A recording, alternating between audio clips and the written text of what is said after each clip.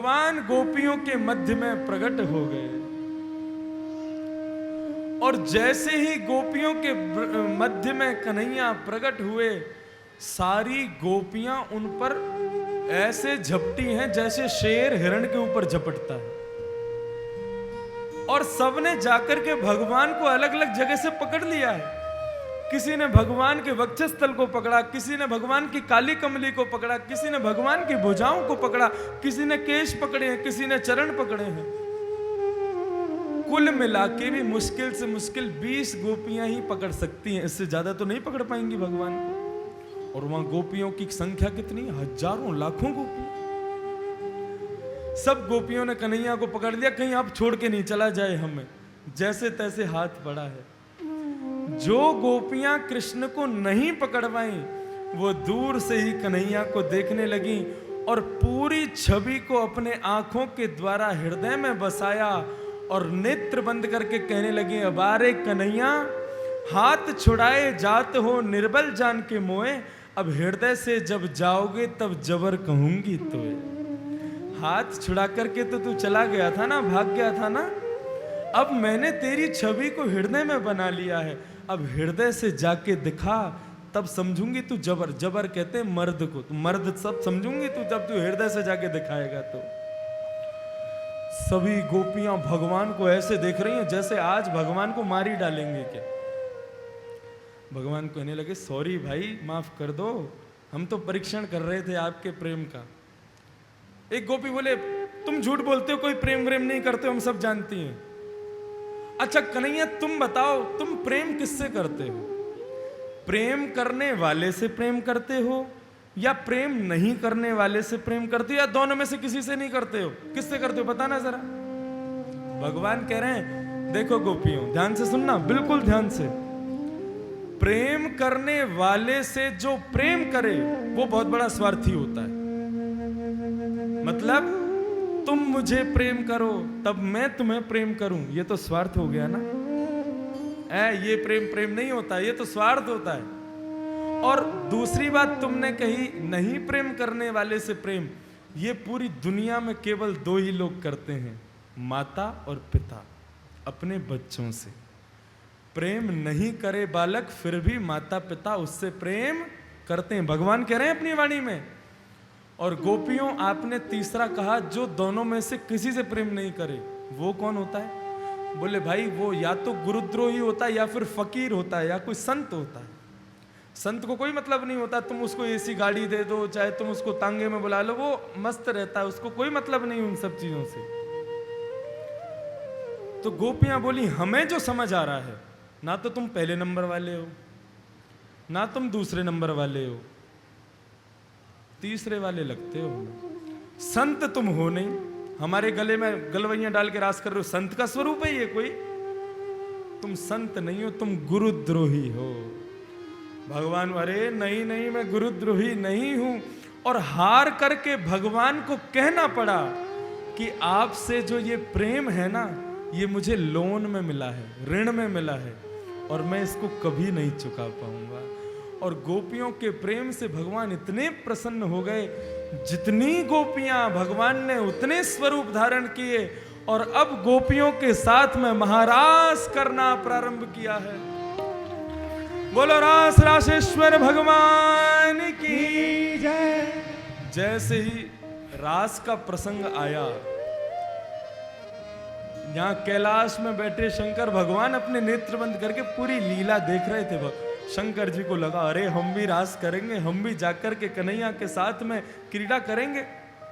ध्यान से सुनना बंधु, एक नई कथा सुनाते हैं आपको। भगवान शिव जो है ना, ये हमेशा अन्नपूर्णा माँ के द्वार पर जाते हैं और जाकर के अपना कमंडल आगे करके कहते हैं, भिक्षाम देही माता, और अन्नपूर्णा माँ आकर के इनको अन्न देती है, फिर शंकर जी उसको पाते हैं। आज शंकर जी को लगा कैसे जाऊं। जैसे ही ब्रजमंडल पहुंचे और जैसे ही लीला में प्रवेश करने लगे, तो गोपियों ने रास्ता बंद कर दिया, रुक जाइए। बोले क्यों, क्या हुआ, कहां से आए हो आप? बोले हम कैलाश से आए हैं, शंकर हैं हमारा नाम, कृष्ण हमें अच्छे से जानते हैं। बोले वो सब तो ठीक है, लेकिन अंदर प्रवेश नहीं मिलेगा। अंदर तो तभी मिलेगा जब आप गोपी बन करके आओगे। गोपी का प्रवेश है यहाँ पर केवल। शंकर जी सोचने लगे अब गोपी कहां से बने, पार्वती जी के लहंगा चुन्नियां पहन के हमें क्या, पार्वती जी कहीं अब वापस कैलाश जावे, इतना दूर कौन जावे। तब शंकर जी अन्नपूर्णा मां के द्वार पर गए और जाकर के अपना कमंडल आगे किया, भिक्षाम देही माते। जैसे ही अन्नपूर्णा माता अन्न लेके आई, बोले आज अन्न नहीं चाहिए माता। बोले क्या चाहिए, बोले आपका 16 श्रृंगार मुझे प्रदान कर दीजिए, आज मुझे गोपी बना दीजिए। अब देखो सब लोग इधर देखो, मेरी तरफ देखो और कहीं मत देखना। अन्नपूर्णा माता शंकर जी को अंदर लेकर के आई। शंकर जी के आंखों में काजल लगाया, माथे पर बिंदी लगाई, मांग में सिंदूर भरा, पूरा श्रृंगार किया। शंकर जी का हाथ में चूड़ियां पहनाई, पैरों में पाजेब पहनाई, साड़ी पहनाई और घूंघट निकाल दिया। अब शंकर जी गोपी बन के जा रहे हैं रास में। अब देखा जैसे ही गोपियों ने, विशाल बड़ी सी एक गोपी आ रही है। बोले ये तो बहुत बड़ी गोपी है भाई, ये कौन है। बोले आने तो दो। अब घूंघट निकाल के आ रही है, यहाँ इतने सारे बाल दोनों तरफ दिख रहे हैं। बोले भाई बड़ी भयंकर गोपी है ये तो। जैसे ही गोपी पहुंची तो जो द्वार पर खड़ी थी गोपियां, उन्होंने कहा रुको, हम देखना चाहती हैं तुम्हें। बंधुओं, स्वरूप का दर्शन करना शंकर जी का। जैसे ही गोपियों ने महाराज अंदर झांका, विशाल नशीले नयन हैं शंकर जी के, दोनों नेत्रों में काजल लगा हुआ है। बीच में जो तीसरा नेत्र है वो थोड़ा थोड़ा टिमट मारा है, खुलने के लिए बेताब हो रहा है, कब मेरा कन्हैया सामने आवे और मैं खोल करके उस कृष्ण को देखूं। नेत्रों से अश्रुप्रपात हो रहा है और होठ भी डर रहे हैं, कांप रहे हैं कि कहीं मुझे कोई रोक तो नहीं देगा अंदर जाने से। और जैसे ही ऐसा देखा, मूछें हैं भगवान शिव की और उस पर भी गोपी का स्वरूप।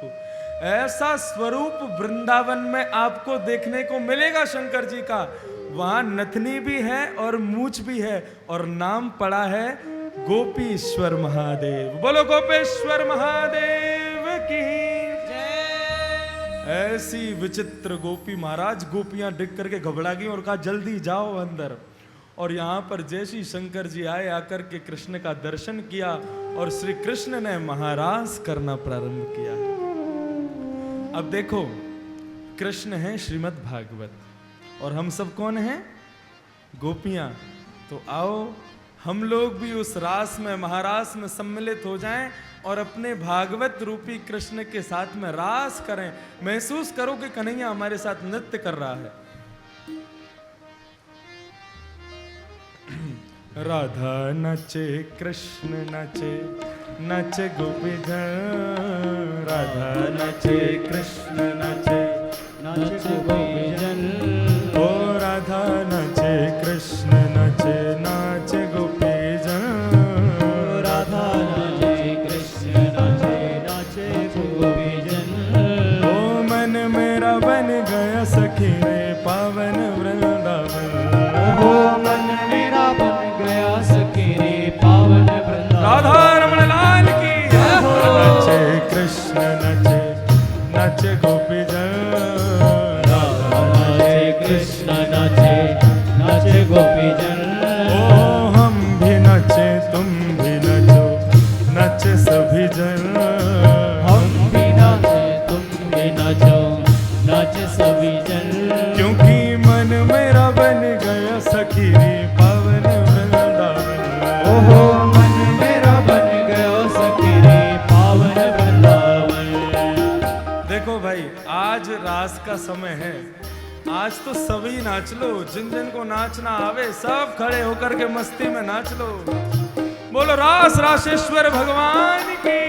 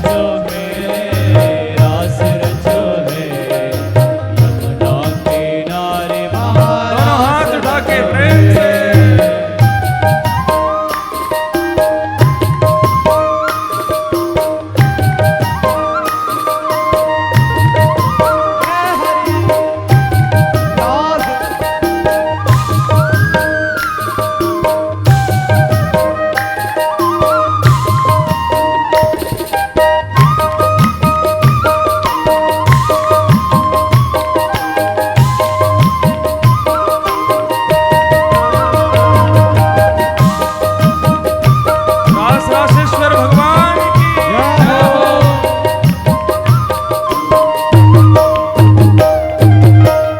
वंशी वट पे यमुना तट पे कान्हा रास रचावे। वंशी वट पे यमुना तट पे कान्हा रास रचावे। और गोपी बनकर शंकर आए गोपेश्वर कहलाए। गोपी बनकर शंकर आए गोपेश्वर कहलाए। डम डम डमरू बाजे कान्हा की मुरली पे। डम डम डमरू बाजे कान्हा की मुरली पे। डम डम डमरू बाजे कान्हा की मुरली पे। जग सारा नाचे रे श्याम संग राधा नाचे। श्याम संग राधा नाचे ओ श्याम संग राधा नाचे। ओ श्याम संग राधा नाचे राधा नचे कृष्ण नचे नचे गोपी जन। राधा नाचे कृष्ण नाचे नाचे गोपी जन। ओ हम भी नचे तुम भी नचो नचे सभी जन। हम भी नाचे तुम भी नाचो नाचे सभी जन।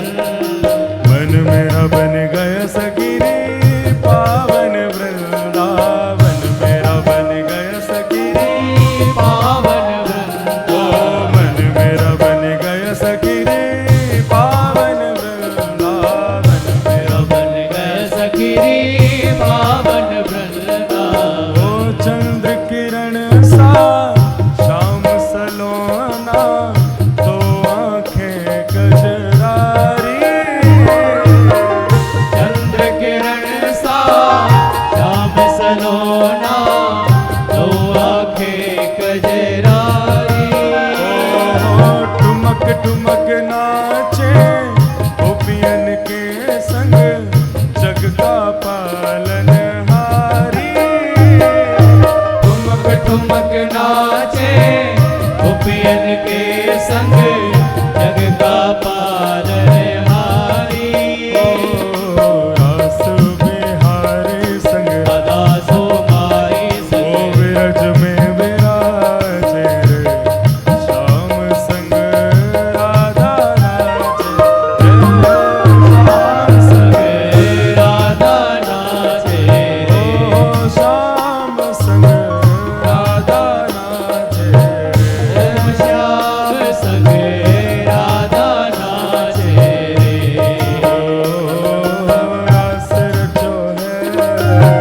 रास रचो है यमुना किनारे महारास रचो रास रचो है रास रचो है यमुना किनारे महारास रचो है।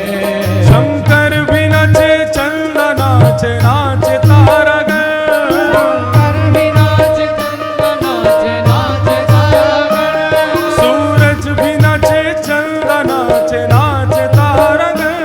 सूरज भी नाच चंद नाच नाच तारगण। ओ शंकर भी नचे ब्रह्म नाचे नाचे देवगण। शंकर भी नाचे ब्रह्म नाच नाच देवगण। ओ शंकर भी नचे ब्रह्म नाचे नाचे देवगण।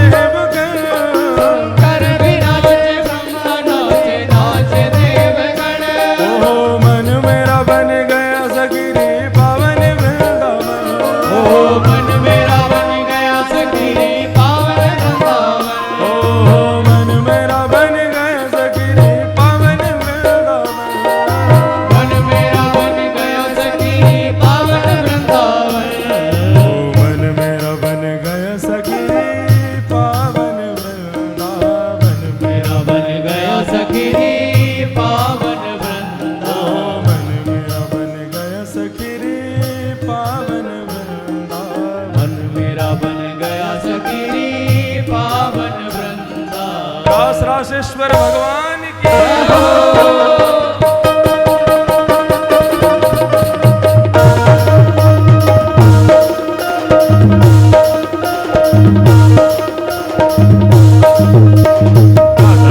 कृष्ण नचे नचे गोपीजन।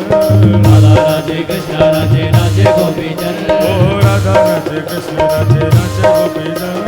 राधा नाचे कृष्ण नाचे नाचे गोपीजन। ओ मन मेरा बन गया सगिरी पावन वृंदावन। मन मेरा बन गया सगिरी पावन वृंदावन। ओ मन मेरा बन गया सगिरी पावन वृंदावन। मन मेरा बन गया सगिरी पावन वृंदावन। ओ मन मेरा बन गया सगिरी पावन वृंदावन। मन मेरा बन गया सगिरी पावन वृंदावन। ओ मन मेरा बन गया सगिरी पावन वृंदावन। मन मेरा बन गया सगिरी पावन वृंदावन। मन मेरा बन गया सगिरी पावन वृंदावन। मन मेरा बन गया सगिरी पावन वृंदावन। मन मेरा बन गया सगिरी पावन वृंदावन। मन मेरा बन गया सगिरी पावन वृंदावन। मन मेरा बन गया सगिरी पावन वृंदावन। मन मेरा बन गया सगिरी पावन वृंदावन। मन मेरा बन गया सगिरी पावन वृंदावन। रास रासेश्वर भगवान जय जय श्री राधे। जय जय श्री राधे। जय जय श्री राधे।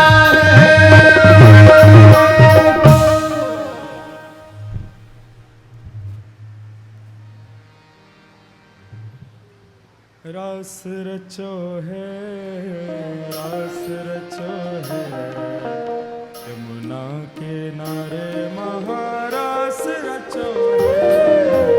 रास रचो है रास रचो है यमुना किनारे महारास रचो है। यमुना किनारे महारास रचो है। यमुना किनारे महारास रचो है। भगवान ने गोपियों के साथ रासव विहार किया। बंधुओं, ये रास पंचाध्यायी का प्रसंग भगवान भागवत में कहते हैं, जो व्यक्ति सच्चे हृदय से निर्मल मन से इस रास के प्रसंग को श्रवण करता है, उस व्यक्ति के हृदय का सबसे बड़ा रोग काम नष्ट हो जाता है। ऐसा ये रास का प्रसंग सुनाया। हम इस रास के प्रसंग को यहीं पर प्रणाम करते हुए आगे की कथा में प्रवेश करते हैं। बंधुओं, नारद जी श्री कंस के पास में पहुंचे और कंस से जाकर के कहने लगे, अच्छा नारद जी जो है ना, ये ऐसे हैं, भक्त के पास पहुंच जाएं तो भक्त भी इनका सत्कार करते हैं और राक्षसों के पास पहुंच जाएं तो राक्षस भी इनका सत्कार करते हैं। एक तरह से देखा जाए तो ये एक दूसरे के मैसेजेस को आपस में करके और दोनों में लड़ाई करवा देते हैं। ऐसे हैं श्री नारद जी में। अब देखना क्या कर रहे हैं। कंस के पास गए और जाकर के कहने, जैसे कंस के पास गए, कंस ने खूब अरे आओ आओ नारद जी महाराज पधारो, स्वागतम स्वागतम। नारद जी कहने लगे, भाई तेरी स्वागत नहीं चाहिए हमें। बोले क्यों? बोले महाराज मैं चाहता हूं महाराज कंस का साम्राज्य पूरे विश्व में होना चाहिए, लेकिन आप तो मथुरा में ही बैठे हुए हो बस। बोले अरे क्या करूं, वो अपने काल कृष्ण को ढूंढते ढूंढते पता नहीं इतना समय निकल गया, मिल ही नहीं रहा है वो। बोले बैठे रहो, कुछ करना धरना मत तुम। वो कंस बड़ा, वो कृष्ण बड़ा होता जा रहा है। और आज पहली बार नारद जी ने सारी बातें बता दी कि देवकी वसुदेव ने ऐसे ऐसे रात में कृष्ण को वहां पहुंचा दिया और वहां पर नंद रानी के घर में जो बालक है वही तुम्हारा काल है। कंस तलवार निकाल करके मारने के लिए चल पड़ा है। नारद जी बोले बस वही, तुम पर ये तलवार चलाना नहीं आता और कुछ नहीं आता। अरे कभी बुद्धि से भी काम कर लिया करो। इतने बड़े बड़े राक्षस भेजे, कोई बच के आया? बोले नहीं आया। बोले तुम्हारी तलवार मार देगी उसको? बोले नहीं मार पाएगी। बोले काम करो, शिव जी का धनुष, वो धनुष है ना तुम्हारे पास में? बोले हाँ। क्या कहा था शिव जी ने धनुष देते समय तुमसे? बोले शंकर जी ने कहा था भाई इस धनुष को कोई तोड़ नहीं सकता और जो तोड़ देगा वो तुम्हें छोड़ नहीं सकता। नारायण के अलावा इस धनुष को कोई नहीं तोड़ सकता। उस धनुष का यज्ञ करो और उस यज्ञ में पूरे ब्रज से लोगों को बुलाओ और वृंदावन से कृष्ण और बलराम को भी निमंत्रण भेजो, उन दोनों को भी बुलाओ। यहां मेला लगाओ 3 दिन का, मेले में दोनों व्यस्त रहेंगे, पीछे से चुपके से मार देना, तुम्हारा काल कृष्ण मर जाएगा। कंस कहने लगा महाराज आप मेरे बड़े हितैषी हैं, आपने आकर के मेरी आंखें खोल दी, बड़े बड़े राक्षस मैंने अपने गवा दिए, आप मुझे पहले मिल जाते तो पहले ही ये काम कर देता मैं। बोले अब हम मिल गए, अब जल्दी से शीघ्र अतिशीघ्र इस कार्य को करवाओ। धनुर्यज्ञ का कार्यक्रम कराया। यहां नारद जी पहुंचे सीधा वृंदावन। वृंदावन में भगवान गौ चरा के वापस लौट रहे थे, तभी नारद जी एक वृक्ष के पीछे से आए और कन्हैया का हाथ खींच करके एकांत में ले गए। बोले प्रभु क्या कर रहे हो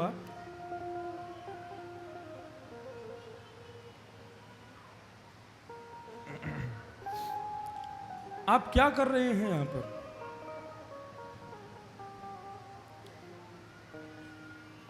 भगवान बोले नारद क्या हुआ? बोले कंस को कब मारेंगे आप? मैं कुछ नहीं जानता, परसों मैं आपके हाथों कंस को मृतक देखना चाहता हूं। भगवान बोले और कंस से क्या बोल के आए हो तुम? परसों मुझे मरा देखना चाहते हो? अरे वो बोलना पड़ता है, ऐसा करना पड़ता है। बोले अब जल्दी से निकल करके जाओ यहां से और जाकर के उस कंस को मार करके आओ। भगवान कहने लगे नारद मैं ब्रजवासियों को कैसे छोड़ूंगा? मैं जिन ब्रजवासियों के बिना रह नहीं सकता, उन ब्रजवासियों को छोड़ करके मैं मथुरा कैसे जाऊंगा? नारद जी बोले आपको कंस को मारना है, केवल ये मत सोचना, आपको अभी बहुत सारे दानव मारने, महाभारत का युद्ध करना है, गीता का ज्ञान पूरे देश को प्रदान करना है, आपको 16,108 विवाह करने, द्वारिका नगरी, ये सब कौन करेगा भगवान? भगवान बोले नारद इन ब्रजवासियों के प्रेम में मैं तो भूल ही गया था कि मुझे इतने सारे कार्य और करने हैं अभी। नारद जी बोले मैंने व्यवस्था कर दी है, कंस आपको लेने के लिए किसी को भेजेगा, आप शीघ्र अतिशीघ्र यहां से मथुरा के लिए प्रस्थान करेंगे। भगवान रुदन करने लगे, बोले कैसे जाऊं मैं मथुरा? यहां कंस ने अक्रूर जी को बुलाया। महाराज कंस ने अक्रूर जी को बुलाया और अक्रूर जी से कहा अक्रूर जी मेरा एक काम करना है आपको। बोले कैसा काम? बोले वृंदावन जाओ और जाकर के नंदरानी के दोनों पुत्र कृष्ण और बलराम को लेकर के आओ। अक्रूर जी कहने लगे क्यों बुला रहे हो आप कृष्ण को? बोले वो प्रश्न तुम्हारा पूछने का नहीं है, पूरा मथुरा जानता है मैं कृष्ण को क्यों बुला रहा हूं। अक्रूर जी कहने लगे बोले मरेगा कौन ये तो समय बताएगा, लेकिन आज यदि मैं कृष्ण को लेने जाऊंगा तो कृष्ण पूतना अघासुर बकासुर की तरह मुझे भी कोई दैत्य समझ के कहीं मार तो नहीं देगा। मैं जाऊं कि नहीं जाऊं इसी सोच में पड़े हैं और सोच रहे ये नहीं जाऊंगा तो कंस मुझे मार देगा। अक्रूर जी ने मन में सोचा इस कंस से हाथों से मरने से अच्छा तो मैं कृष्ण के हाथों मर जाऊं। और प्रातः काल का समय होते ही रथ पर बैठकर के अक्रूर जी वृंदावन की ओर निकल पड़े। बंधुओं जब से अक्रूर जी वृंदावन के लिए निकले हैं काले बादलों ने पूरे वृंदावन को ढक दिया है, क्योंकि अब ब्रजवासियों के सुख का समय दूर होने वाला है। अब ब्रजवासियों के आंखों का तारा कृष्ण उनसे दूर जाने वाला है। अक्रूर जी रास्ते पर सोचते जा रहे हैं कन्हैया मुझसे मिलेंगे तो सही, कहीं मुझे देख करके कहीं अपना मुंह तो नहीं फेर लेंगे ना। और बस यही सोचते सोचते वृंदावन पहुंचे, तभी बंधु अटल वन से कृष्ण अपनी गाय चराते हुए गए।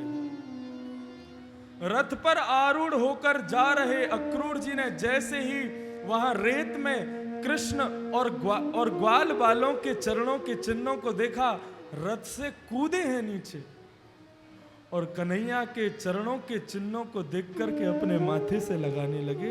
ये मेरे कृष्ण के चरण कमल हैं। बंधु आपको बता दें, ध्यान से सुनना, भगवान कृष्ण के चरणों में चिन्ह बने हुए हैं बहुत सारे। कौन कौन से? वज्र बना है, गदा बना है, कुशा बना है, धनुष बना है, बाण बना है। बहुत सारे चिन्ह भगवान के श्री चरणों में, सब लोग इधर देखो मेरी तरफ, बने हुए हैं। जब कभी भी कन्हैया गौ चराते थे तो सारे ग्वालबार और गाय कन्हैया के पीछे नहीं चलते थे, दूर हट करके चलते थे। एक दिन कन्हैया ने कहा कि तुम लोग मेरे पीछे क्यों नहीं चलते हो, दूर होके क्यों चलते हो? तभी छोटा सा श्रीदामा बोला, कन्हैया तेरे ना पामन में बड़े सुंदर सुंदर निशान हैं, हमें उन निशान पर चलना अच्छो ना लगे, या हमारे हम तोते दूर है के चलें ताकि तेरे पामन के वो चिन्ह हमें दिखते रहे।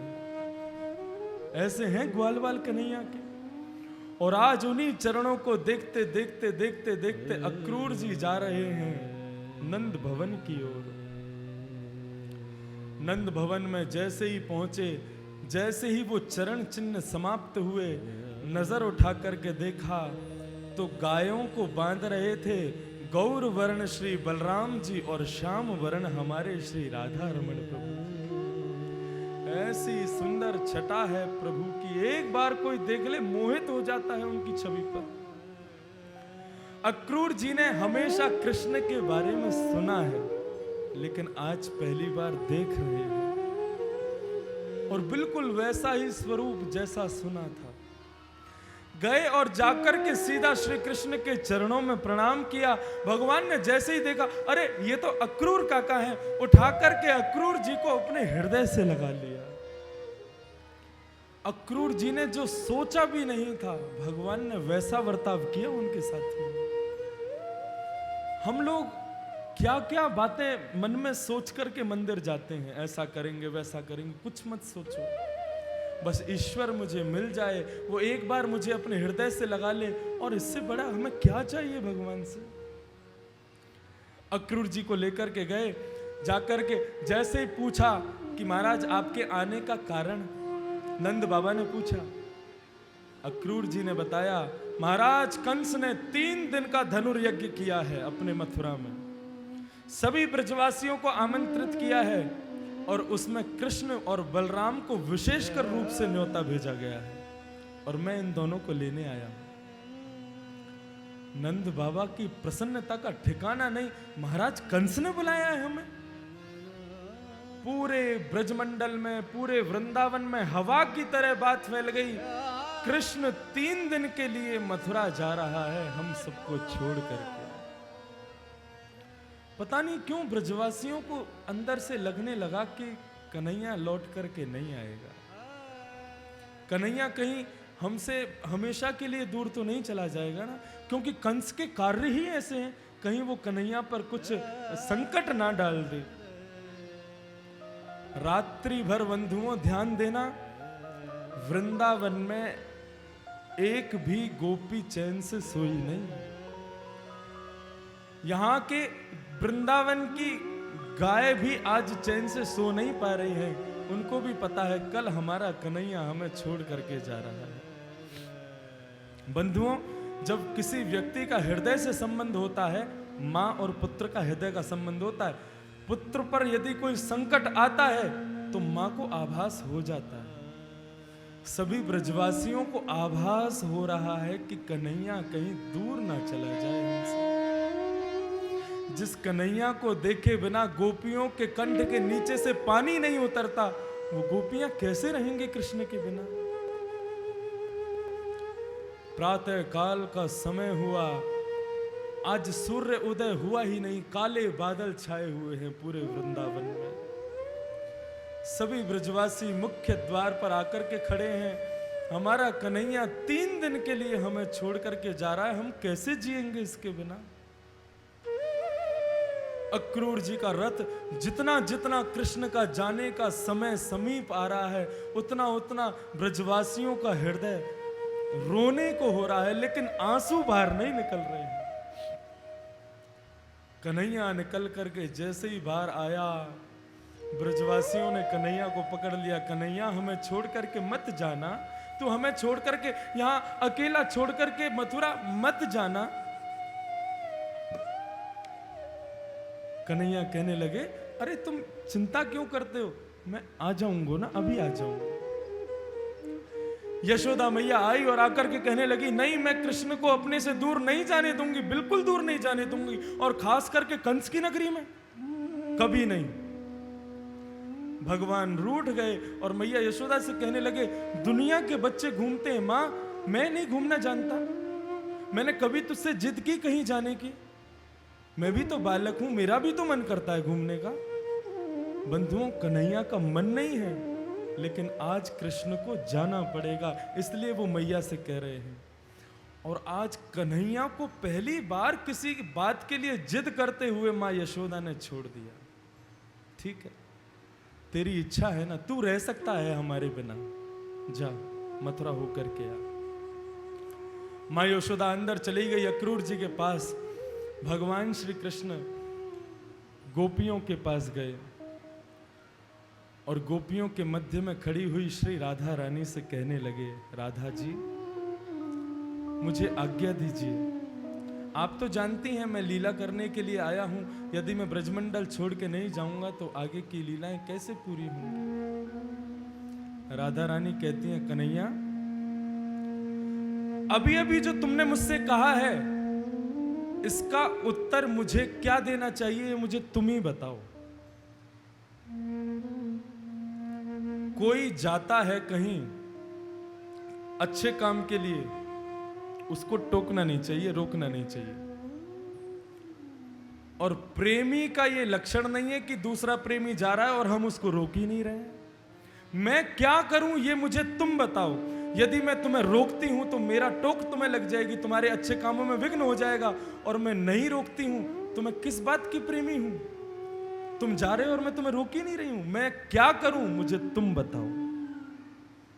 कन्हैया ने कुछ नहीं बोला, नीची नजर करके वहां से चलते चले।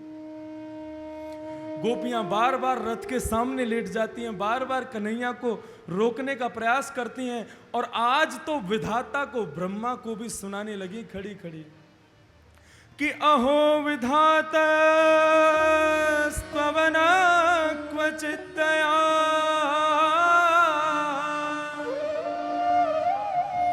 संयोज्य मैत्र्या प्रणयेन देहिना। अरे विधाता, तेरे अंदर दया नाम की कोई चीज है?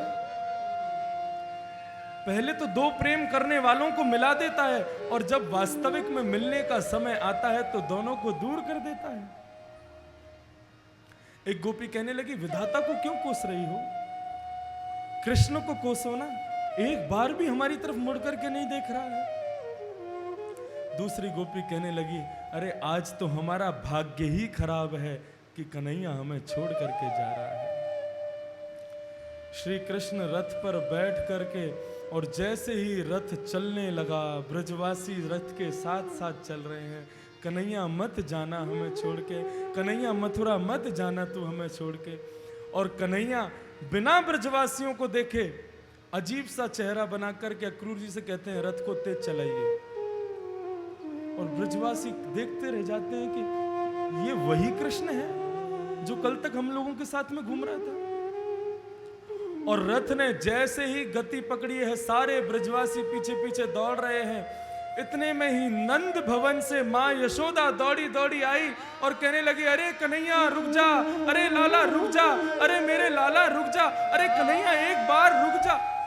मां यशोदा की आवाज सुनकर के कृष्ण से रुका नहीं गया, बहुत हो गया, अब नहीं रह सकता मैं। रथ से कूदे और दौड़े हैं मां यशोदा की तरफ।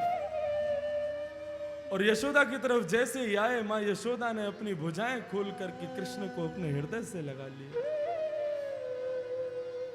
और कन्हैया को पहले पूरा खूब देखा, खूब उसको अपने हृदय से लगाया और बार बार उसके पूरे अंगों को स्पर्श करके अपने मुख से लगाती हैं और अंत में कन्हैया के चरणों में सिर रख करके माँ यशोदा कह रही हैं, कन्हैया मोकू तो आज पहली बार पता चली कि तू मेरो लाला ना है, तू तो देवकी वसुदेव को पुत्र है। मोए आज पहली बार अक्रूर जी ने बताई कि तू मेरा बेटा नहीं है। रात्रि में वसुदेव जी कब कब मैं तुझे मेरे पास सुला गए मुझे पता ही नहीं चला। बेटा मैंने बचपन में माखन खाने के चक्कर में तुझे उलूखल से बांध दिया, डंडे से मारा, डांटा, फटकारा, इन सब के लिए तू मुझे क्षमा कर देना, इस मां को क्षमा कर देना। कन्हैया से रुका नहीं गया और उल्टे मां के चरणों में गिर करके कहने लगा, मां तू कैसी बात करती है? मैं विधाता से प्रार्थना करूंगा हर बालक को मां मिले तो मां यशोदा जैसी मिले। मुझे जन्म भले ही देवकी ने दिया है, लेकिन आज मैं जो हूं वो तेरी वजह से हूं मां। मां यशोदा से रुका नहीं गया और कृष्ण को जाता देख मूर्छित होकर के मां यशोदा वहीं गिर गई। इकलौता पुत्र है कन्हैया और वो भी उन्हीं का नहीं है, किसी और का बालक है। बचपन में चलना सिखाया, बोलना सिखाया, आज मां को सारी बातें याद आ रही हैं कन्हैया की। कभी कहते मुझे चंदा चाहिए, कभी कहते मुझे बहू चाहिए, कभी कुछ मांगता, कभी कुछ मांगता। वो सब बातें आज कन्हैया को, आज मां यशोदा को याद आ रही हैं। कृष्ण उठे और चले और जाकर के रथ में बैठ करके वृंदावन छोड़ करके जा रहे हैं। ब्रजवासी रथ के पीछे पीछे दौड़ रहे हैं। जब हार गए तो रथ को देखने लगे, रथ की ध्वजा को देखने लगे। थोड़ी दूर जाकर के धूल ही धूल हो गई, रथ भी गायब हो गया, ध्वजा भी गायब हो गई। ब्रजवासी तब भी खड़े रहे, क्या पता कन्हैया के मन में हमारे लिए प्रेम फिर से जग जाए और कन्हैया फिर लौट करके आ जाए। बहुत समय तक इंतजार किया, कन्हैया लौट करके नहीं आया और कृष्ण प्रस्थान कर गए मथुरा की ओर। बंधुओं, ब्रजवासियों से वो संकट आज तक नहीं झेला जाता है। आज भी यदि आप सच्चे ब्रजवासी को कथा सुनाओगे, वृंदावन में एक माता ने कथा कराई पिताजी की, उन्होंने हाथ जोड़ करके निवेदन किया, ठाकुर जी 7 दिन की कथा में केवल गोवर्धन चरित्र ही सुनाना, कृष्ण वृंदावन छोड़ करके जाता है ये कथा हम सुन नहीं सकते। वो कन्हैया हम लोगों को अकेला छोड़ करके चला जाता है, ये कथा हमें सुनाना मत आप। आज भी ब्रजवासी कृष्ण की याद करते हैं, वो कन्हैया हमें छोड़ करके प्रस्थान कर गया। भगवान कृष्ण मथुरा की तरफ जा रहे हैं। अक्रूर जी को लगा ये छोटा सा बालक कंस को मार पाएगा। बंधुओं, हम अकेले नहीं हैं जो भगवान पर विश्वास नहीं करते। भगवान के साथ रहने वाले लोगों को भी कभी कभी लगता था ये भगवान नहीं है। अभी तक सुबह तक अक्रूर जी को पता था कि ये ईश्वर है, लेकिन अब अक्रूर जी सोच रहे हैं ये छोटा बालक कंस को मार सकेगा। ये हमारे साथ भी होता है, जब संकट की घड़ी आती है तो भगवान में हमें सब कुछ दिखाई देता है, लेकिन कभी कभी हम भगवान को निहारते भी नहीं हैं, भगवान की तरफ दिखते भी नहीं हैं। ये सब हम लोगों के साथ भी होता है। अक्रूर जी जाने लगे। अक्रूर जी ने कहा, कन्हैया आज्ञा हो तो मैं यमुना स्नान कर लूं? भगवान बोले ठीक है।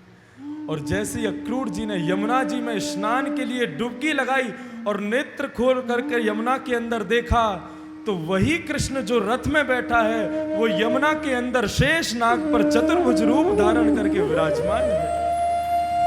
शंख चक्र गदा पद्म हाथ में लेकर के विराजमान है और अक्रूर जी से कह रहे हैं, घबराओ मत, मैं ईश्वर ही कृष्ण बन करके आया हूं। अक्रूर जी के मन का जो संदेह था वो दूर हो गया। भगवान मथुरा पहुंचे।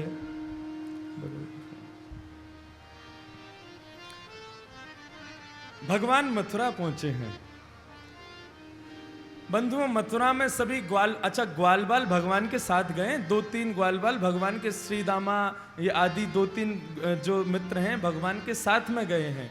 नंद बाबा भी भगवान के साथ में गए हैं। बस कुछ गोपियां और ग्वालबाल भगवान के साथ नहीं आए। सब ग्वालबाल कहने लगे, बोले लाला हमने मथुरा के बारे में बहुत सुनो है, आज पहली बार मथुरा आए हैं, चल मथुरा घूम के आएंगे। भगवान बोले चलो, उसमें क्या बुराई है, चलते हैं मथुरा घूमने के लिए। अब बंधुओं, सारे ब्रजवासी 4-5 ग्वालबाल कन्हैया के साथ में घूमने के लिए जा रहे हैं। नंद बाबा ने कि कहाँ जा रहे हो भाई? बोले पिताजी मथुरा घूमने जा रहे हैं। बोले अच्छा ठीक है, घूम के आओ, लेकिन ध्यान रखियो कोई तो सारे मत कह दियो, नहीं तो बहुत मार पड़ेगी तुम लोगों में। हमारे वृंदावन में सारे गाली होती है, वो सारे करके कई लोग तो कथा में भी सारे कह के ही बोलते हैं। तो कन्हैया बोले ठीक है पिताजी, सारे ना बोलेंगे हम। अब सारे जितने भी ग्वालबाल के साथ में कन्हैया मथुरा भ्रमण कर रहे हैं। अब देखो मथुरा की परिस्थिति, मथुरा की जो गोपियां हैं ना, उन्होंने भी कृष्ण के बारे में बहुत सुना है।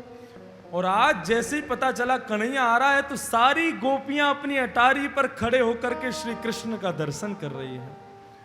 और सब ऐसे इतनी प्रेम भरी नजर से देख रही हैं, अरे भाई कुछ भी कहो, कन्हैया है बहुत सुंदर, ये वही कन्हैया जिसने पूतना मारी थी? बोले हाँ वही है। बोले भाई दोनों भैया इतने मलूक हैं, मलूक माने सुंदर, इतने सुंदर हैं कि क्या बखान करें। एक गोपी बोली, बोले देखने में सुंदर हैं, लेकिन अंदर 1.5 हाथ की दाढ़ी है इनके पेट में, बड़े बड़े राक्षस इनने मार दिए, देखने में छोटे से लगे। तो भगवान की उंगली पकड़ करके चल रहा था श्रीदामा। श्रीदामा ऊपर उन गोपियों को देख करके कन्हैया की उंगली हिला के बोलता, कन्हैया लाला हमें ना पता है कि मथुरा में लोग हमें याद तरीका से घूरेंगे, नहीं तो हम तो बढ़िया वाले कपड़ा पहन के आते, हम तो उन्हीं कपड़ा ने पहने आए जिनमें गैया चरावे जामे। कन्हैया बोला अरे डरना किस बात का, हमारे मामा जी की नगरी है, कपड़े दिलवाते हैं आपको, अभी चलो। लेकर के गए महाराज एक धोबी के पास में, वो कंस महाराज का धोबी था। उससे जाके अरे महाराज राम राम जी। बोला हाँ जी राम राम। कौन? अरे हम कृष्ण हैं, वृंदावन से आए हैं, महाराज कंस ने बुलाया, कंस हमारे मामा हैं। तो अच्छा तुम ही हो कृष्ण? बोले हाँ हम ही हैं, हमें सब पता है महाराज कंस ने तुम्हें क्यों बुलाया, क्या बात है बताओ। बोले अरे वो हमारे कपड़े थोड़े गंदे हो रहे थे, आप हमें 4-5 वस्त्र दे दो, हम पहन करके थोड़ा मथुरा भ्रमण, वृंदावन जाने से पहले वापस कर जाएंगे, थोड़ी देर के लिए दे दो।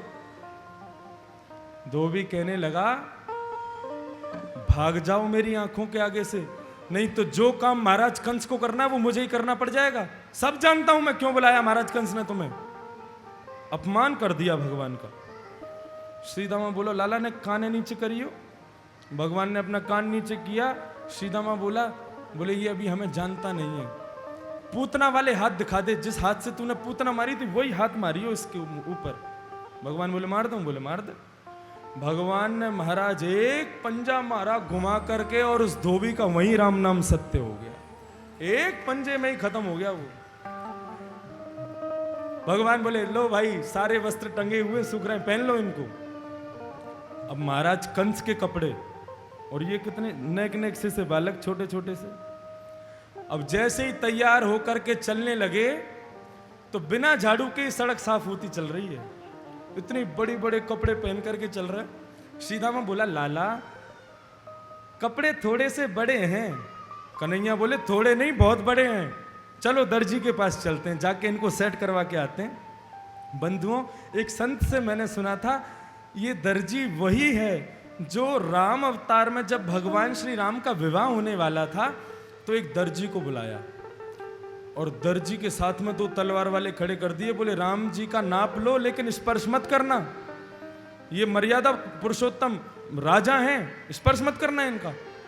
अब वो दर्जी जानता था कि ये साक्षात भगवान है, और वो दर्जी रो रहा है, गले पर उसके पे तलवार रख दी, स्पर्श किया तो काट देंगे। और रो रो करके दूर दूर से ही भगवान का नाप ले रहा है। तो भगवान की तरफ देखने लगा, प्रभु एक बार छूने दो ना अपने आप को। भगवान बोले नहीं, हम कृष्ण अवतार में लीला पुरुषोत्तम बन के आएंगे, उस समय हम तुम्हारे पास में आएंगे, तुम जितना मन करे उतना पकड़ लेना, कोई नहीं रोकेगा तुम्हें। आज भगवान जब कृष्ण बन के आए, वो दर्जी दोबारा से दर्जी बन करके आया, और जैसे ही कृष्ण को आते देखा, समझ गया ये तो वही रघुनंदन श्री राम हैं हमारे। और भगवान जैसे ही उसके पास गए, भगवान जाके बोले भाई हमारे कपड़े सेट कर दो। अरे बोला क्यों नहीं करूंगा। रुदन करता जा रहा है। अब भगवान की कमर पकड़े तो पूरी पकड़ ले, और पूरी कमर को पकड़ करके देखे, हाथों को पकड़ ले, मुख से लगावे, कभी मुंह को पकड़े, कभी पैरों को पकड़े, हर अंग का स्पर्श किया। और भगवान से कहा प्रभु एक बार धनुष बाण लेकर के दर्शन करा दो ना, मैं वो रघुनंदन वाले राम जी का एक बार दर्शन करना चाहता हूँ। भगवान बोले अच्छा करोगे, अभी करोगे? बोला हाँ। भगवान ने सीधामा आदि मित्रों से कहा सुनो तुम लोग थोड़ा आगे चलो, मैं आता हूं। सारे मित्र जैसे ही गए, और यहां हमारे कृष्ण बहे रघुनाथ, आज भगवान श्री कृष्ण राम बन करके प्रकट हो गए, हाथ में धनुष बाण लेकर के, सिर पर मुकुट लेकर के भगवान श्री राम के रूप में प्रकट हो गए। दर्जी ने बहुत प्रणाम किया। 2 बार भगवान राम बने कृष्ण कथा में, गर्ग संहिता में कथा आती है, भागवत में नहीं है ये कथा। भगवान आगे को बढ़ने लगे तो सारे ब्रजवासी कहने लगे, बोले भाई बिना माला के ब्रजवासी सुना है, जब तक माला नहीं हो गले में तब तक आनंद नहीं आता, लाला माला होती तो और अच्छा लगता। अरे क्या डरना किस बात का, मामा जी की नगरी है, चलो। माली के पास में गए, जाकर के कहने लगे, बोले महाराज हम 4 मूर्ति हैं, हमारे लिए माला दे दो। माली बोला कोई माला वाला नहीं मिलेगी, सारे फूल खत्म हो गए, महाराज कंस की नगरी में लग गए, एक भी फूल नहीं है। कन्हैया बोले अरे एक बार जाके देख लो, 4 फूल भी मिल जाएंगे तो हम कानों में लगा लेंगे, गले में नहीं पहनेंगे, तुम एक बार लेके तो आओ। माली बोला अरे बोल दिया ना, नहीं है ना फूल हमारे पास। भगवान बोले अरे एक बार देखो तो सही अंदर जाके, शायद हो। बोले ठीक है रुको हम देखते हैं। बंधुओं फूल तो नहीं थे, लेकिन अंदर जितने भी पौधे लगे थे, उन्होंने सोचा आज तक दुष्ट कंस की सेवा में तो बहुत लगे, लेकिन आज साक्षात परमेश्वर की सेवा में नहीं लगे तो हमारा जीना बेकार है। और फूल नहीं थे, फिर भी उन पौधों ने अपने ऊपर फूल उगा दिए हैं ताकि आज भगवान को हम चढ़ सके। माली ने अंदर जाके देखा तो वहां तो फूलों की फुलवाड़ी लगी हुई है। वो भी समझ गया ये कोई दिव्य पुरुष है। सुंदर माला बनाई भगवान की, चारों को पहनाया। भगवान पूरा श्रृंगार करके जा रहे हैं कंस को मारने। अब माला पहन करके चल रहे हैं, पूरी मथुरा नगरी केवल कृष्ण को देख रही है। आगे पहुंचे, कृष्ण कहने लगे अभी एक चीज की और कमी है। बोले क्या? बोले माथे पर चंदन होना चाहिए। अभी हम पीला पीला चंदन लगाते हैं ना, भगवान भी ऐसे ही लगाते थे।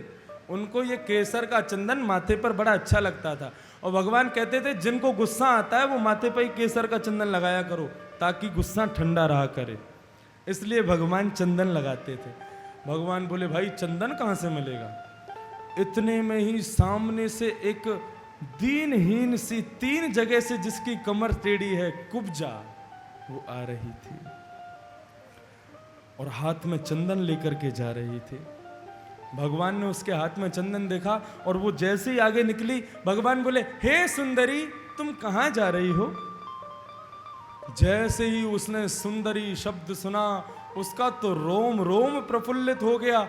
जिस कुब्जा से कोई बात करना पसंद नहीं करता, उस कुब्जा को सुंदरी कहकर के बुला रहे हैं। पीछे मुड़ करके कृष्ण को देखा, बोले आप मुझे बुला रहे हैं? भगवान बोले हाँ सुंदरी, हमने आपको बुलाया। बोले आपने मुझे सुंदरी का? बोले हाँ सुंदर को सुंदरी तो बोले, आप जैसा सुंदर हमें कोई नहीं दिखा अभी मथुरा में। नेत्र सजल हो गए।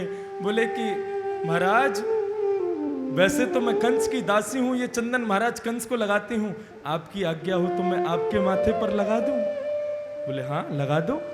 उसने जैसे ही भगवान के माथे पर चंदन लगाया, भगवान ने उसकी ठोड़ी को अपनी 2 उंगलियों से पकड़ा उसके चरण पर अपना पैर रखा और जैसे ही झटका लगाया महाराज वो तो बिल्कुल सीधी हो गई और ऐसा स्वरूप हो गया उसका, सुंदरी बन गई कुब्जा। सबका कल्याण करते हुए जा रहे हैं। अब रणभूमि की तरफ जैसे ही भगवान पहुंचे, वहां पर एक पागल हाथी खड़ा था। वो भगवान की तरफ दौड़ा। भगवान ने उसकी सूंड पकड़ करके 4 बार आकाश में घुमा करके धरती पर उल्टा फेंका। दोनों दांत टूट करके बाहर आ गए, वो मर गया। कृष्ण और बलराम ने एक एक दांत अपने कंधे पर रख लिया और भगवान श्री कृष्ण अब प्रवेश कर रहे हैं कंस की नगरी में, कंस के राजमहल में। अंदर जैसे ही पहुंचे तो सामने रखा था धनुष। दोनों देखने लगे। कृष्ण बोले बलराम जी से, भैया तोड़ दो इस धनुष को। बोले अच्छा, जब सीता जी मिल रही थी तब तो खुद तोड़ दिया था, आज कंस को मारने की बात है तो मैं तोड़ूं इसको, तू ही तोड़। तो बंधुओं, आज जैसे ही भगवान ने धनुष उठाया, बलराम जी को अपने लक्ष्मण स्वरूप की याद आ गई और भगवान श्री कृष्ण में उनको राम के दर्शन होने लगे। और यहां भगवान धनुष तोड़ रहे हैं और लक्ष्मण बलराम जी लक्ष्मण की तरह उनकी चरणों में बैठे हैं। भगवान ने प्रत्यंचा चढ़ाई, 2 बार जैसे ही घुमाया वो रथ, वो धनुष बीच में से अलग हो गया। आकाश में गर्जना होने लगी, बादल गरजने लगे, बहुत जोर से आवाज हुई। कंस बोला ये आवाज कैसी है? सैनिकों ने सोचा हमने बता दिया धनुष टूट गया तो ये हार्ट अटैक से ही मर जाएंगे। बोले महाराज वो धनुष बहुत पुराना हो गया था, जंग लग गई थी, हमने उठाया, हमसे ही टूट गया, वो हमने जोर जाड़ के खड़ा कर दिया, वो कुछ नहीं है ऐसा। अब यहाँ कृष्ण और बलराम रणभूमि में प्रवेश कर रहे हैं और बंधुओं जितने भी वहां पर नर नारी बैठे हुए, स्टेडियम था रणभूमि, और वहां जितने भी नर नारी बैठे हैं सबको भगवान श्री कृष्ण अलग अलग रूप में दिखाई दे रहे हैं। कि मल्लानाम अशनिर्णिनाम नरवरः स्त्रीणां स्मरो मूर्तिमान् गोपानां स्वजनो सतां क्षितिभुजां शास्ता सुपित्रो शिशुः मृत्युर्भोज परिर्विराट विदुषा तत्त्वं परम योगिना। ध्यान से सुनना, वहां जितने भी लोग बैठे हैं भगवान सबको अलग अलग दिखाई दे रहे हैं। बुढ़े लोगों को भगवान अपने नाती पोते के रूप में दिखाई दे रहे हैं। जितनी भी युवान कन्याएं बैठी हैं सबको कृष्ण पति के रूप में दिखाई दे रहे हैं और जितने भी ग्वाल बाल हैं सबको कृष्ण मित्र के रूप में दिखाई दे रहे हैं और कंस को श्री कृष्ण साक्षात मृत्यु के रूप में दिखाई दे रहे हैं। बोले अरे यही मेरी मृत्यु है। अब वहां भगवान पहुंचे, सल तोषल आदि बड़े बड़े मल्ल खड़े थे। भगवान ने एक एक मुष्टिक में सबको राम नाम सत्य कर दिया। वहां नंगाड़े बजाने वाले रखे थे कंस ने। कंस नंगाड़े वालों से कह रहा बंद करो बंद करो, मेरे आदमी मर रहे हैं, तुम बजा रहे हो इसको। नंगाड़े वाले पूछ रहे हैं कृष्ण से क्या कह रहे हैं महाराज? बोले कह रहे हैं और तेज बजाओ। नंगाड़े वाले बजाने लगे। भगवान श्री कृष्ण ने दाऊ दादा के चरणों में प्रणाम किया, कंस की ओर देखा और महाराज एक छलांग में ही 50 सीढ़ी ऊपर चढ़ गए कंस के पास। कंस को जाकर के एक थप्पड़ मारा, उसका मुकुट एक जगह गिरा, उसके केशों को अपने हाथ में पकड़ा और कंस से कहा मेरी आंखों में देखो, तुम जैसी मृत्यु अच्छे अच्छे लोगों को नहीं मिलती है। कंस कहने लगा बाल छोड़ो, मुझे दर्द हो रहा है। बोले दर्द होता है तुझे पता तो चला? मेरी माँ के बाल पकड़े थे तूने जब उनको विदा करने जा रहा था। और फालतू की बातों में अपना समय व्यस्त मत कर। तुझ जैसी मृत्यु बड़े बड़े संतों को भी नहीं मिलती है। मेरी आंखों में देख। भगवान ने अपनी आंखों से कंस को देखा, दोनों भुजाओं से कंस को ऊपर उठाया। सारी सेना देख रही है जाने क्या होगा कैसे होगा, और सेना की तरफ कंस को घुमा करके 50 सीढ़ी ऊपर से धड़ाम से नीचे फेंक दिया। और कंस का राम नाम सत्य हो गया। सारी प्रजा सन्न हो गई, बिल्कुल शांत हो गई बिल्कुल। बोले नन्ना सा कृष्ण कंस को मार सकता है? नहीं हो सकता ऐसा। भगवान कृष्ण ने खड़े होकर के देखा, किसी ने भी उत्सव नहीं मचाया, किसी ने भी खड़े होकर के ताली नहीं बजाई। भगवान नीचे आए और कंस के एक पैर को उठा करके पूरी रणभूमि में घुमाया। और जब पूरी रणभूमि में घुमाया, सबको पता चल गया कि कंस मर गया, तो सबने दोनों हाथ उठा करके ताली बजाई। बोलो कंस मर्दन भगवान की जय, बाल कृष्ण लाल की।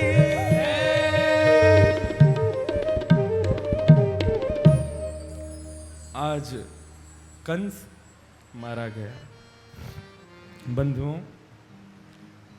श्री श्यामलाल गर्ग सकूर बस्ती विधानसभा के कोषाध्यक्ष बीजेपी के आज यहाँ पधारे हैं। उनका बहुत बहुत अभिनंदन, बहुत बहुत स्वागत है।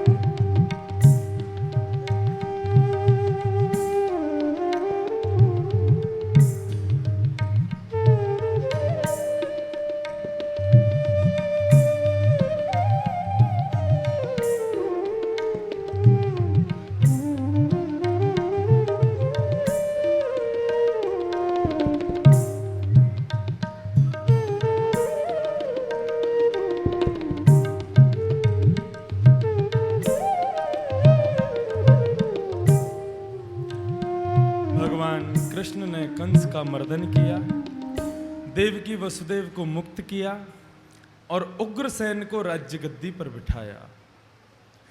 नंद बाबा और ग्वालवाल सब खड़े हैं। कन्हैया चलो वृंदावन।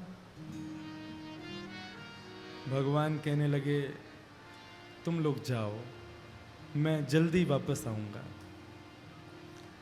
नंद बाबा बोले कन्हैया, यशोदा मैया तेरी याद करेगी, वो तेरे बिना जी नहीं पाएगी, चल जल्दी। बोला पिताजी आप जाइए, मैं आ जाऊंगा। और जबरदस्ती रथ में सभी ब्रजवासियों को बिठा करके वहां से वृंदावन की ओर भेज दिया। भगवान उज्जैन गए, सांदीपनी गुरुकुल में जाकर के शिक्षा प्राप्त करके आए हैं। वहीं पर कृष्ण को उनका परम मित्र मिला, जिसका नाम है सुदामा, जिसकी कथा हम कल श्रवण करेंगे। भगवान वापस लौट करके मथुरा आए। बिल्कुल ध्यान से सब लोग इधर देखें। आपस की जो आपकी गॉसिप्स है उनको बंद कर दें, मेरी गॉसिप सुन लें।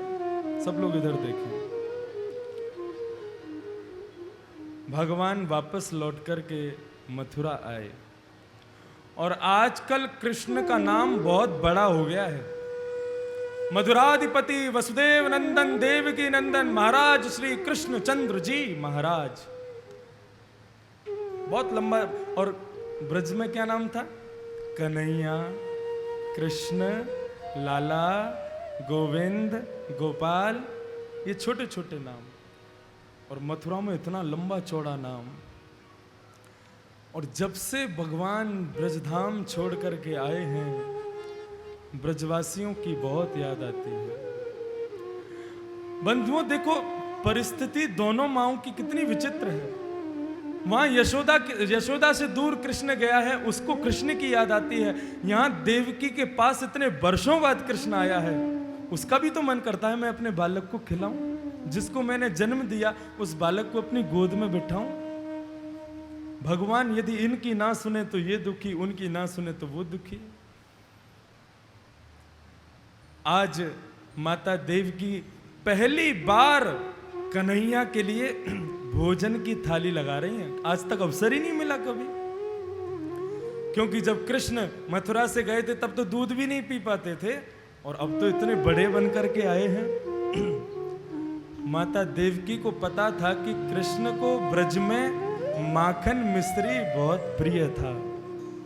आज 56 भोग बनाए कृष्ण के लिए और एक कटोरी में, चांदी की थाली में पूरा भोजन सजाया और एक कटोरी में माखन मिश्री रख दिया। मेरे लाला को बहुत पसंद, आज अपने हाथ से खिलाऊंगी अपने कन्हैया को। इतने सालों बाद आया है मेरे पास लौट करके। थाली जैसे ही लेकर के पहुंची, कृष्ण जंगले पर खड़े वृंदावन के मार्ग को ही देख रहे थे। मैया ने कहा, कन्हैया आ जाओ, भोजन पालो। बोले जी माँ। आकर के कृष्ण आसन पर बैठे, सामने चौकी पर जैसे ही देवकी जी ने थाली रखी और उस थाली में रखी हुई माखन मिश्री को कन्हैया ने देखा, माता यशोदा की याद आने लगी और नजर उठा करके देखी तो देवकी थी, मां यशोदा नहीं थी भैया भगवान के सामने। और जैसे ही देवकी ने अपने हाथ से माखन मिश्री लेकर के कृष्ण के मुख की ओर किया, कन्हैया को और याद आने लगी। बोले ऐसे ही मेरी यशोदा मां मुझे खिलाती थी। कृष्ण रोने लगे, कृष्ण को देख करके बलराम रोने लगे, बलराम को देख करके वहां खड़े हुए सैनिक रोने लगे, माता देवकी रोने लगी, सब रोने लगे। वसुदेव जी ने सुना इतनी रोने की आवाज क्यों आ रही है, गए तो देखा सब रो रहे हैं। कृष्ण बलराम आपस में गले लग करके रो रहे हैं। ब्रजधाम की, वृंदावन की बहुत याद आ रही है भगवान को। नंद बाबा ने कृष्ण के मित्र और वृष्णि वंश के महामंत्री उद्धव जी को बुलाया। उद्धव, तुम कृष्ण के मित्र हो, जाकर के समझाओ। अब वो छोटा बालक नहीं है, अब राजा बन के राजकुमार है मथुरा का। इस प्रकार से रोना शोभा नहीं देता है कृष्ण को। बंधुओं, ये उद्धव जी कौन है? साक्षात बृहस्पति के शिष्य हैं, कृष्ण के बचपन के मतलब अभी गुरुकुल के मित्र हैं, बहुत विद्वान हैं। गए कृष्ण के पास और भगवान कृष्ण के जाकर के आंसू पहुंचे। महाराज जी क्या कर रहे हो आप?